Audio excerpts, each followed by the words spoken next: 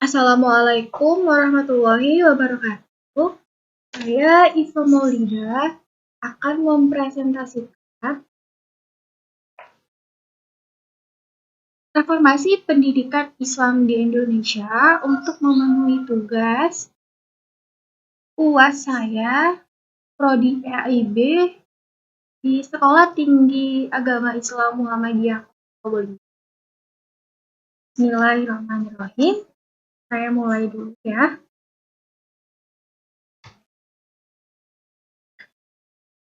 Reformasi pendidikan Islam di Indonesia. Sebelum memulai, kita terlebih dahulu harus mengetahui apa sih reformasi pendidikan Islam itu.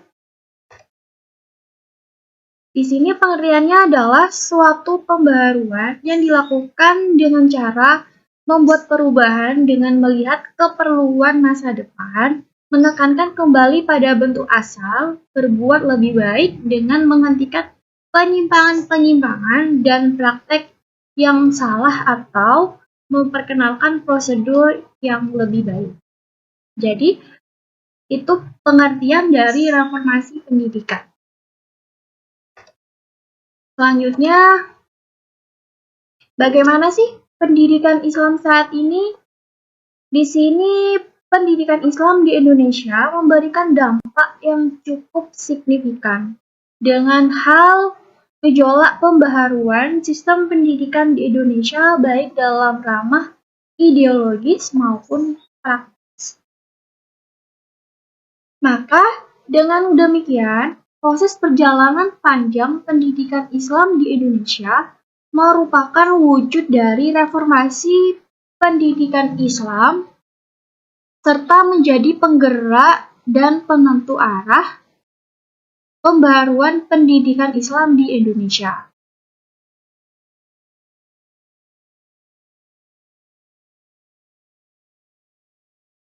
Reformasi pendidikan Islam sebagai suatu sistem.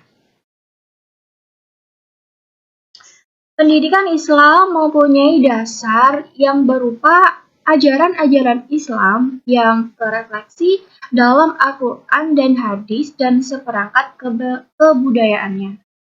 Serta seiring dengan tujuannya datangnya Islam, pendidikan Islam bertujuan menciptakan pribadi-pribadi hamba Allah yang senantiasa bertakwa kepada Allah dan menjadi muslim yang kafah dan dapat mencapai kehidupan yang berbahagia di dunia dan akhirat.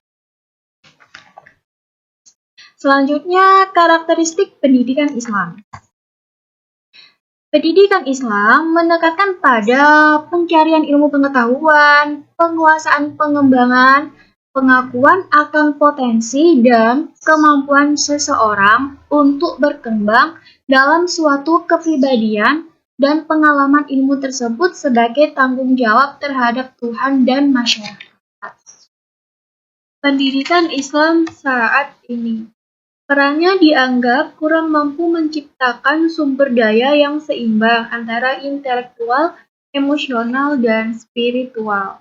Manusia paripurna atau insan kamil yang mampu menjawab tantangan zaman yang selama ini menjadi tujuan pendidikan Islam. Saat ini belum tercapai secara totalitas. Ini semua disebabkan pendidikan Islam yang ada sampai saat ini masih terus dihadapkan pada persoalan dikotomik dalam sistem pendidikannya. Hal ini semakin jelas terlihat ketika memasuki era globalisasi, era di mana dunia seolah tanpa batas. Di era ini, umat Islam di dunia pada umumnya, di Indonesia pada khususnya berada dalam posisi yang sangat tidak menguntungkan dan cenderung mengalah dengan tekanan globalisasi itu. Ketidakberdayaan ini agaknya timbul karena struktur dasar sistem pemberdayaan sumber daya manusia Indonesia melalui pendekatan pendidikan baik formal, non-formal, maupun informal secara dikotomik. Reformasi pendidikan Islam di Indonesia. Pada tahun 1998, titik awal munculnya reformasi pendidikan di Indonesia. Tahun ini pula krisis ekonomi, sosial, dan politik. Krisis ini menuntut adanya usaha keras untuk memperbaiki atau untuk mencapai keadaan kehidupan yang lebih baik. Selanjutnya, pada abad 20 telah melakukan reformasi oleh tokoh-tokoh pelopor pembaharuan, seperti Syekh Abdullah Ahmad, Zainuddin Labai al-Yunus, dan lain-lain. Juga dalam bentuk organisasi-organisasi Islam seperti Jamiat Khair al-Irsyad, Persyarikatan Ulama Muhammadiyah, Persatuan Islam atau Persis, dan Nahdlatul Ulama di daerah lain-lain. Akan tetapi, perubahan itu memiliki motivasi yang betul-betul pragmatis, yaitu bagaimana mengimbangi pendidikan umum yang berkembang pesat yang semata-mata diorientasikan pada pemenuhan kebutuhan kolonialisme. Oleh karena itu, kita memerlukan lembaga-lembaga perguruan tinggi yang berfungsi bukan hanya dapat mengembangkan budaya bangsa dengan menepis unsur-unsur luar yang positif bagi penyempurnaan dan perkembangan kebudayaan kita sendiri, tetapi juga berfungsi kata hati suatu bangsa. Problema sistem pendidikan Islam dewasa saat ini. Satu adalah penggunaan pemikiran Islam klasik, yaitu pemikiran sebagai produk masyarakat ratusan tahun yang lalu, yang jauh berbeda dari sosial di mana pendidikan Islam harus berperan di dalamnya. Yang kedua adalah sistematika jurusan di berbagai fakultas di perguruan tinggi agama Islam.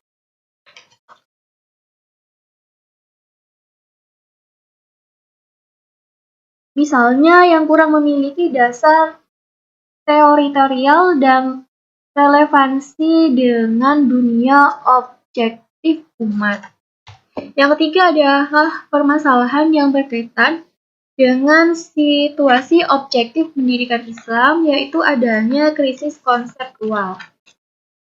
Krisis konseptual tentang definisi atau pembahasan ilmu-ilmu di dalam sistem pendidikan Islam itu sendiri, atau dalam konteks Indonesia adalah sistem pendidikan nasional. Krisis konseptual yang dimaksud adalah pembagian ilmu-ilmu di dalam Islam, yaitu pemisahan ilmu-ilmu keduniaan dengan ilmu sakral atau ilmu agama. Alternatif ke arah reformasi pemikiran dan praktik sistem pendidikan Islam. Di sini alternatifnya ada 3, yaitu pertama, penataan kembali sistem pendidikan Islam. Upaya ini memerlukan rekonstruksi, rekonseptualisasi, dan reorientasi. Antara lain, dibutuhkan suatu konsep yang menjernihkan ambivalensi dasar filsafat, tujuan, metode, dan kurikulum pendidikan Islam. Yang kedua adalah merumuskan kembali ilmu-ilmu Islam. Persoalan ini tidak sederhana, bukan hanya mempersoalkan konseptual, tetapi juga persoalan yang kadang-kadang syarat dengan ideologis. Yang ketiga adalah perumusan kembali makna pendidikan. Sesuai dengan pendapat Nakib al-Atas bahwa proses pendidikan Islam yang kita tempuh lebih baik menggunakan istilah takdib daripada tarbiyah. Oleh karena takdib mengandung proses inkulturasi dan proses pembudayaan. Tidak hanya proses intelektualisasi, tetapi karena takdib adalah manusia yang betul-betul berbudaya, berkarakter, dan berakhlak. Dapat disimpulkan bahwa pendidikan Islam harus mampu menanamkan nilai agama kepada anak didik dan membimbing peran sosialnya untuk membendung nilai-nilai budaya luar yang mengarah pada dehumanisasi. Yang kedua adalah pendidikan Islam harus mampu menanamkan ide dan gagasan keagamaan yang dipadukan dengan sains dan teknologi kepada anak didik untuk merealisasikan budaya duniawi dan budaya agamis secara integral. Berikut yang dapat saya sampaikan, mohon maaf apabila ada salah. Terima kasih. Wassalamualaikum warahmatullahi wabarakatuh.